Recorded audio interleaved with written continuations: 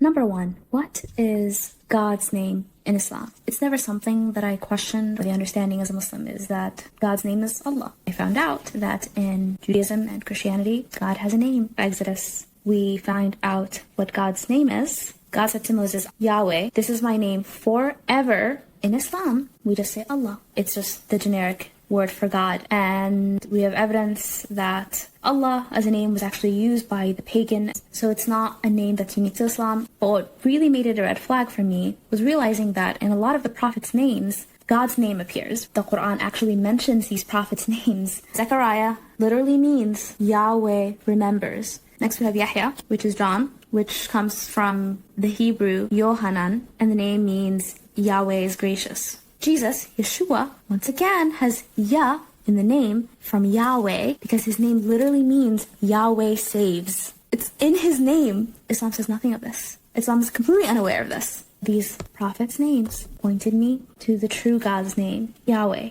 Jesus is referred to as God's word in the Quran. The Quran itself doesn't explain it. Early Muslim theologians had no idea what that meant. This is clearly someone who heard this title and didn't understand what it meant and just copied it over. John chapter 1. In the beginning was the Word, and the Word was with God, and the Word was God. He was in the beginning with God. All things were made through him, and without him was not anything made that was made. Then you keep going down. And the Word became flesh and dwelt among us. Jesus is the divine word. God's eternal word in Christianity becomes a human being, versus in Islam, the idea is that God's eternal word becomes a book. Christianity is consistent in that God's word is uncreated and eternal. Islam does not understand the title at all. Jesus' title of Messiah means nothing in Islam. The best that Muslims can do is give different answers to it. Some will say he wiped the sick or he was touched by Gabriel. Nobody really knows what it means. Reading the Bible, you realize not only does this have a meaning, this is a meaning anointed, expected, Davidic king to bring peace on earth and to fulfill specific prophecies. The next one was the virgin birth in Islam is to just show God's power. In Christianity, the virgin birth is huge, not only because it fulfills a prophecy, but also the virgin conception signifies Jesus' divine origin. It serves purposes, real purposes. The person who wrote the Quran doesn't know what he's doing, doesn't even understand anything. There's really no purpose to a lot of things.